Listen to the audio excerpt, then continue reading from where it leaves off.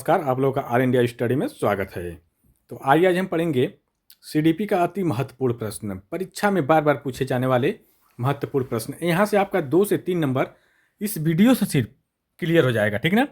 तो इसी प्रकार अगर 10 वीडियो देख लेंगे हमारा, तो आपका एकदम 100% क्लियर हो जाएगा। आज प्रैक्टिस सेट बहुत महत्वपूर्ण होता है। तो आइए हम प्रश्न नंबर 1 देखते हैं। विद्यार्थी के संप्रत्यात्मक विकास को प्रोत्साहन देने के लिए निम्नलिखित में से कौन सी विधि सबसे प्रभावी है? तो देखिए ऑप्शन नंबर 1 है विद्यार्थियों को बहुत से उदाहरण देना और उन्हें तर्क शक्ति का उपयोग करने के लिए प्रोत्साहित करना, ठीक ना। तो ये बात तो ठीक लग रही है।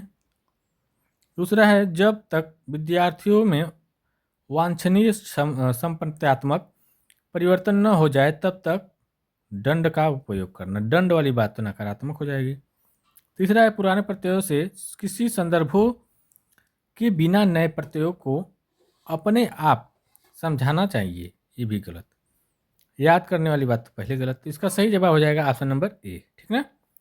अगला क्वेश्चन देखेंगे, प्रश्न नंबर 2। ये छोटा तो ऐसा नहीं कि नहीं देखा जाएगा। 2 है प्राथमिक विद्यालय के बच्चे उस वातावरण में सबसे प्रभावी ढंग से सीखेंगे। ऑप्शन नंबर ए जहां मूल रूप से पढ़ने लिखने और गणित की संज्ञानात्मक कुशलताओं पर ही ध्यान का केंद्र होता है और बल दिया जाता है। दूसरा है जहां शिक्षक सारे अधिगमों में आगे होता है और विद्यार्थियों से निष्क्रिय रहने की अपेक्षा करता है। निष्क्रिय वाली बात तो गलत हो जाएगी, ठीक है। तीसरा है जहां उनकी संज्ञानात्मक आवश्यकताओं की पूर्ति होती है और वे अनुभव करते हैं कि महत्वपूर्ण है। तो ये ऑप्शन नंबर सी सही लग रहा है, ठीक ना, क्योंकि अनुभव कर रहे हैं, ठीक ना। यहाँ पर अगर छात्र अनुभव करेंगे तो कि मैं महत्वपूर्ण हूँ, तो इसलिए वहाँ पर उनका संख्या जो प्रभाव पड़ेगा वो सकारात्मक पड़ेगा, ठीक ना। अगला क्वेश्चन देखेंगे, प्रश्न नंबर 3। एक बच्चा खिड़की के सामने से एक कौवे को उड़ाता हुआ देखता है और कहता है कि एक पक्षी। इससे बच्चे के विचार के बारे में क्या पता लगा सकते हैं या चलेगा, ठीक ना। तो ऑप्शन नंबर 1 है बच्चे की स्मृतियाँ पहले से ही भंडारित है। ठीक बात है, तभी तो देखकर बता दिया। दूसरा है बच्चे में पक्षी का प्रत्यय विकसित हो चुका है। सही बात है, वो जान गया कि कौन कौवा है, कौन बाज है, कौन चील है। सी है बच्चे ने अपने अनुभव बताने के लिए भाषा के कुछ वाक्यों का उपयोग विकास के लिए। ये भी बात सही है। तो इसका सही जवाब अब हो जाएगा ऑप्शन नंबर ए और बी और सी, ये करेक्ट हो जाएगा। अगला क्वेश्चन देखेंगे, प्रश्न नंबर 4।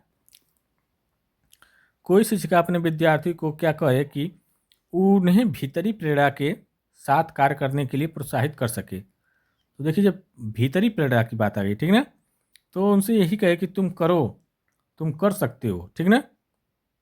ऑप्शन नंबर 1 है काम जल्दी पूरा करो तो तुम्हें एक टॉफ़ी मिलेगी। नहीं, टॉफ़ी वाली बात हो जाएगी तो लालच हो जाएगी, ठीक ना। दूसरा है इसे करने की कोशिश करो तुम सीख जाओगे। ये बात सही है, बिल्कुल सही है, ठीक ना। तो यही सही हो जाएगा दूसरा। अगला देखेंगे, प्रश्न नंबर 5। कोई शिक्षिका अपने शिक्षार्थियों को अध्ययन के लिए अध्ययन करने हेतु आंतरिक रूप से उत्प्रेरित करने के लिए कैसा प्रोत्साहित कर सकती है। तो ऑप्शन नंबर 1 है व्यक्तिगत लक्ष्य निर्धारित करने और उनमें निपुणता पाने में उन्हें मदद देकर। ठीक बात है। साफ सफाई करने जैसी तो गलत हो जाएगा, ठीक ना, ये ऑप्शन गलत है। ये चिंता और पैदा डर ये भी नहीं, प्रयोगात्मक परीक्षण नहीं। तो ऑप्शन नंबर 1 करेक्ट हो जाएगा, ठीक ना। अगला देखेंगे, प्रश्न नंबर 6। किसी प्रारंभिक कक्षा में प्रभावशाली शिक्षक का उद्देश्य विद्यार्थियों को उत्प्रेरित करना होगा। करा कि किसी प्रारंभिक कक्षा में प्रभावशाली शिक्षक का उद्देश्य विद्यार्थियों को प्रेरित करना होगा। तो देखिए ऑप्शन नंबर 1 है दंडात्मक उपयोग का प्रयोग करके। दंडात्मक की बात आई तो गलत हो गया पहले ही, ठीक ना। ऐसे काम करने के लिए जिससे परीक्षा के अंत में अंक, ये भी गलत, ठीक ना, अंक की बात नहीं होती है। तीसरा है सी वाला सीखने के लिए जिससे वे जिज्ञासु बने और सीखने के लिए ही सीखना पसंद करे। तो ये बात सही है, ठीक ना, जिज्ञासु वाली बात, ठीक ना। प्रत्यय स्मरण ये क्या है, नकारात्मक है। अगला क्वेश्चन देखेंगे प्रश्न नंबर 7। निम्नलिखित में से कौन सा उदाहरण प्रभावशाली विद्यालय की प्रथा का है? तो ऑप्शन नंबर ए व्यक्ति सापेक्ष अधिगम, निरंतर तुलनात्मक मूल्यांकन। तुलनात्मक मूल्यांकन गलत, प्रतियोगिता वाला गलत, दंड वाला गलत हो जाएगा। ठीक है, तो व्यक्ति सापेक्ष अधिगम ऑप्शन नंबर ए करेक्ट हो जाएगा। अगला देखेंगे प्रश्न नंबर 8। 8 का रहा है विकास का शीर्ष पदाभिमुख दिशा सिद्धांत व्याख्या करता है कि विकास इस प्रकार आगे बढ़ता है। देखिए, जब सिर पदाभिमुख है दिशा है, ठीक ना, सिर पदाभिमुख दिशा, तो इसका मतलब सिर से पैर की ओर, तो यही ऑप्शन नंबर ए करेक्ट हो जाएगा तुरंत। ठीक ना।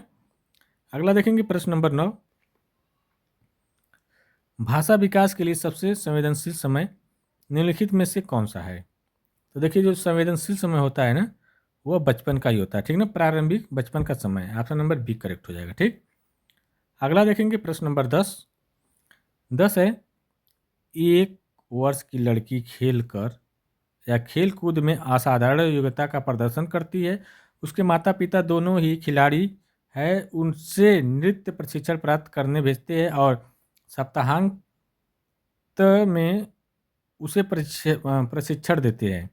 बहुत संभव है कि उसकी क्षमता निम्नलिखित दोनों के बीच परस्पर प्रतिक्रियाओं का परिणाम होगी। तो देखिए, यह इसका मतलब है कि वो अनुवांशिकी और पर्यावरण दोनों होगा। ठीक ना, तो ऑप्शन नंबर सी करेक्ट हो जाएगा। अगला देखेंगे प्रश्न नंबर 11।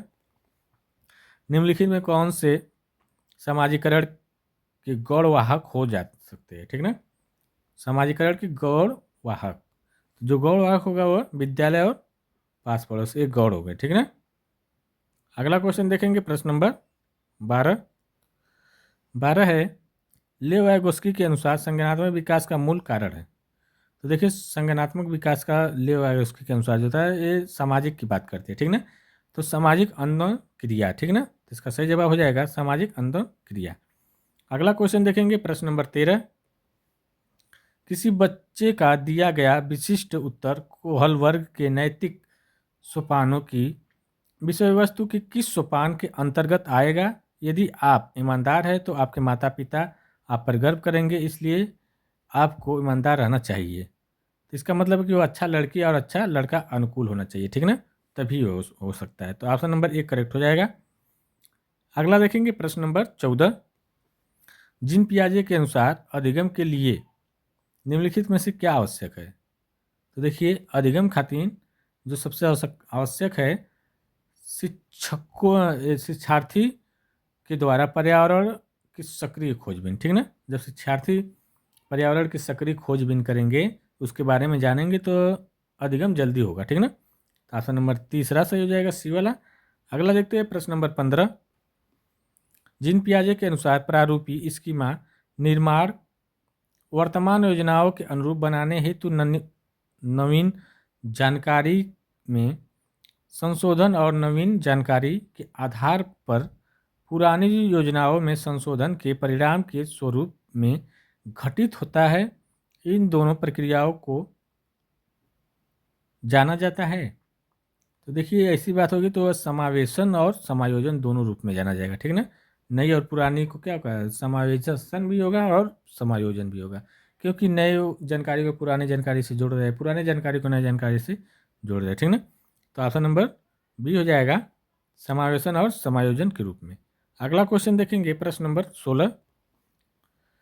किसी प्रगतिशील कक्षा की व्यवस्था में शिक्षक एक ऐसे वातावरण उपलब्ध कराकर अधिगम को सुगम बनाता है जो, ऑप्शन नंबर 1 है समावेशन को हतोत्साहित। हतोत्साहित वाली बात क्या होती है, नकारात्मक होती है। आवृत्तियों को बढ़ावा देता है, नहीं। खोज को प्रोत्साहन देता है। ठीक ना, खोज को प्रोत्साहन देता है, तो ऑप्शन नंबर सी करेक्ट हो जाएगा। अगला देखेंगे प्रश्न नंबर 17। हावर्ड गार्डनर का बहुबुद्धि सिद्धांत सुझाता है कि, ऑप्शन नंबर 1 है शिक्षक को चाहिए कि विषय वस्तु को वैकल्पिक विधियों से पढ़ाने के लिए बहुबुद्धियों को एक रूपरेखा की तरह ग्रहण करे। दूसरा है क्षमता भाग्य है और एक अवधि के भीतर नहीं बदलती। क्षमता भाग्य वाली बात तो गलत हो जाएगी। हर बच्चे को प्रत्येक विषय 8 तरीकों से कोई जरूरत थोड़ी ना है। डी वाला है बुद्धि को केवल, केवल आ गया तो ये गलत हो गया। तो ऑप्शन नंबर 1 करेक्ट सही हो जाएगा, ठीक ना। अगला देखेंगे प्रश्न नंबर 18। 18 है, कोई 5 साल की लड़की एक टी शर्ट को तह करते हुए अपने पास से बात, अपने आप से, ठीक ना, क्या दिमाग चल रहा है, अपने आप से बात करती है। लड़की द्वारा प्रदर्शित व्यवहार के संदर्भ में निम्नलिखित में से कौन सा कथन सही है।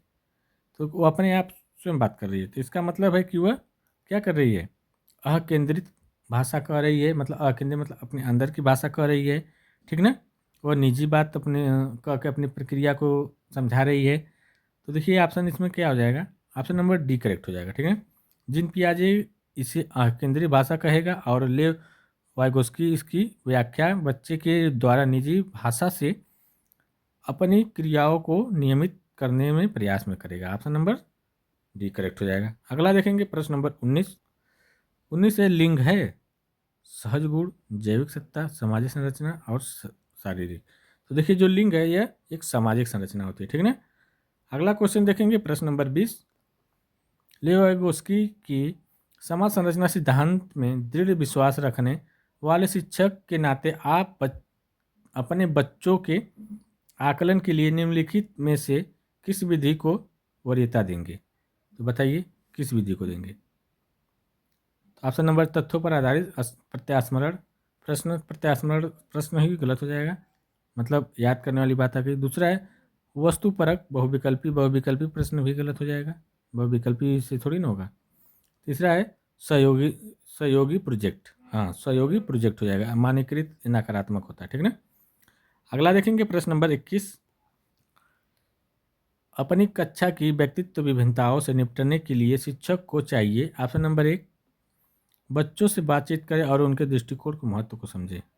दूसरा है विद्यार्थियों के लिए कठोर कठोर नियम की बात हो जाएगी, गलत हो जाएगा। विद्यार्थियों के और आकलन के समान और मानक तरीके हो, भी गलत। बच्चों के अंकों के आधार पर, अंकों के आधार पर एकदम नहीं। तो ऑप्शन नंबर 1 करेक्ट हो जाएगा। अगला देखेंगे प्रश्न नंबर 23। राष्ट्रीय पाठ्यचर्या रूपरेखा NCF 2005 के अनुसार शिक्षक की भूमिका क्या है। देखिए जो शिक्षक की भूमिका होती है वो सुविधादाता होती है, सहयोगी होती है, मार्गदर्शक होती है, ठीक ना। तो ऑप्शन नंबर बी करेक्ट हो जाएगा। अगला देखेंगे प्रश्न नंबर 24। अनुसंधान सुझाते हैं कि एक विविध कक्षा में अपने विद्यार्थियों से शिक्षिका की अपेक्षाएं विद्यार्थियों के अधिगम, ऑप्शन नंबर ए, के साथ संबंधित नहीं मानी जानी चाहिए, गलत बात, मानी जानी चाहिए। पर कोई प्रभाव नहीं छोड़ती है, गलत। पर बहुत महत्वपूर्ण प्रभाव छोड़ती है, तो ये सही है, महत्वपूर्ण प्रभाव छोड़ती है। अगला देखेंगे प्रश्न नंबर 25।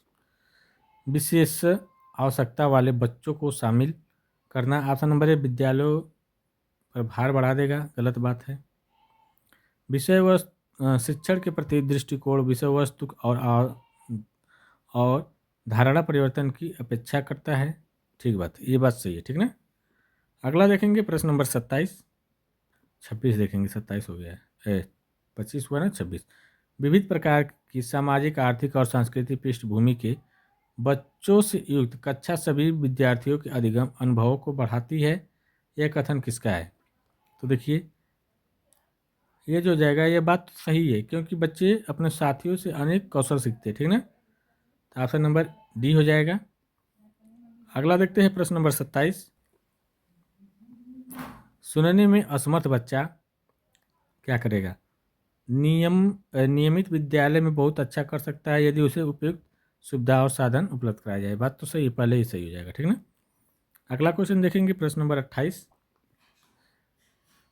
निम्नलिखित में कौन सी विशेषता प्रतिभावान शिक्षार्थी की है। तो देखिए प्रतिभावान शिक्षार्थी जो होते हैं वो डरते नहीं है, चुनौतियों का सामना करते हैं, ठीक ना। वह अगर चुनौती नहीं मिलती है तो उबने लगते हैं। तो इसका सही जवाब क्या होगा, यदि कक्षा की गतिविधियाँ अधिक चुनौती नहीं होती तो वह कम प्रेरित होते हैं और अनुभव क्या करते हैं और उब जाते हैं। तो ऑप्शन नंबर डी करेक्ट हो जाएगा, ठीक ना।